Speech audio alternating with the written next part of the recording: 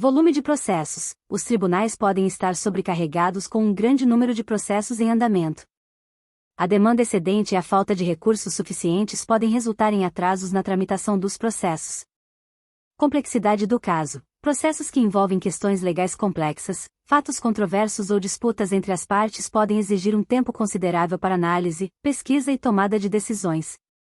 Recursos e procedimentos. O sistema judicial oferece diferentes níveis de recursos, como apelações e recursos extraordinários, que permitem que as partes contestem as decisões judiciais. Esses recursos adicionais podem levar tempo, uma vez que requerem análise e julgamento de instâncias superiores. Diligências e provas, a coleta de evidências, a realização de perícias, as oitivas de testemunhas e outras diligências podem levar tempo, especialmente quando as partes envolvidas precisam apresentar suas posições e contestações. Negociações e acordos. Em alguns casos, as partes podem buscar acordos extrajudiciais ou negociações antes de prosseguir com o processo judicial. Essas negociações podem prolongar o processo, já que envolvem discussões, propostas e contrapropostas. Recursos limitados. Os recursos disponíveis para o sistema judicial, como juízes, funcionários e infraestrutura, podem ser limitados, o que pode afetar a eficiência e a velocidade dos processos. É importante destacar que cada caso é único, e o tempo de duração de um processo pode variar significativamente de acordo com a complexidade, os recursos disponíveis, o número de partes envolvidas e outros fatores. Além disso, mudanças nas leis e regulamentos também podem afetar a velocidade dos processos. Se você está envolvido em um processo e está preocupado com a demora, é recomendável consultar um advogado especializado, que poderá fornecer informações mais precisas e orientações adequadas com base nas circunstâncias específicas do caso. Tema 1102. Possibilidade de revisão de benefício previdenciário mediante a aplicação da regra definitiva do artigo 29, incisos I e 2, da Lei nº 8.213/91. Quando mais favorável do que a regra de transição contida no artigo 3º da Lei nº 9.876/99, aos segurados que ingressaram no regime geral de previdência social antes da publicação da referida Lei nº 9.876/99, ocorrida em 26 de novembro de 99. Há repercussão? Sim. Relator, A. Min Marco Aurélio. Leading Case. Re1276977. Descrição. Recurso extraordinário em que se discute, à luz dos artigos 2º, 5º, caput, 97, 195, 4º e 5º, e 201 da Constituição Federal, bem como do artigo 26 da Emenda Constitucional nº 103 de 19. Se é possível a aplicação da regra definitiva do artigo 29, incisos I e 2, da Lei nº 8.213/91, na apuração do salário de benefício, quando mais favorável ao segurado do que a regra de transição contida no artigo 3º da Lei nº 9.876/99, aos segurados que ingressaram no sistema antes de 26 de novembro de 99, data da publicação da Lei nº 9.876/99. Tese. O segurado que implementou as condições para o benefício previdenciário após a vigência da Lei 9.876, de 26 de novembro de 1999, e antes da vigência das novas regras constitucionais, introduzidas pela S. 103/2019, tem o direito de optar pela regra definitiva, caso esta lhe seja mais favorável. O tema 1102 refere-se à possibilidade de revisão de benefício previdenciário com base na aplicação da regra definitiva do artigo 29, incisos I e 2, da Lei nº 8.213/91, quando essa regra for mais favorável do que a regra de transição contida no artigo 3º da Lei nº 9.876/99. A discussão gira em torno do direito dos segurados que ingressaram no regime geral de previdência social antes da publicação da Lei nº 9.876/99, ocorrida em 26 de novembro de 99, de optar pela regra definitiva se ela for mais benéfica. Há uma repercussão geral reconhecida nesse tema, o que significa que a decisão tomada terá impacto em outros casos semelhantes. O relator desse processo é o ministro Marco Aurélio, e o leading case é o Re1276977. A tese fixada no julgamento desse tema é a seguinte: o segurado que implementou as condições para o benefício previdenciário após a vigência da Lei 9.876, de 26 de novembro de 1999, e antes da vigência das novas regras constitucionais, introduzidas pela S. 103/2019, tem o direito de optar pela regra definitiva, caso esta lhe seja mais favorável. Os andamentos do processo indicam as diferentes petições e manifestações das partes envolvidas, bem como a inclusão do caso em pauta para julgamento pelo Tribunal Pleno.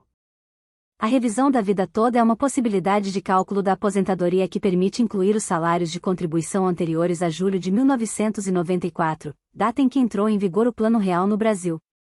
Essa revisão tem como objetivo beneficiar segurados do INSS que tiveram salários mais altos no período anterior a 1994, mas que não foram considerados no cálculo da média salarial para a aposentadoria. A diferença fundamental entre a revisão da vida toda e o cálculo padrão realizado pelo INSS é que, na revisão da vida toda, são considerados todos os salários de contribuição ao longo da vida laboral do segurado, incluindo aqueles anteriores a 1994. Já no cálculo padrão, apenas os salários de contribuição a partir de julho de 1994 são considerados. A principal vantagem da revisão da vida toda é que ela pode resultar em uma média salarial mais alta, o que leva a um benefício de aposentadoria maior.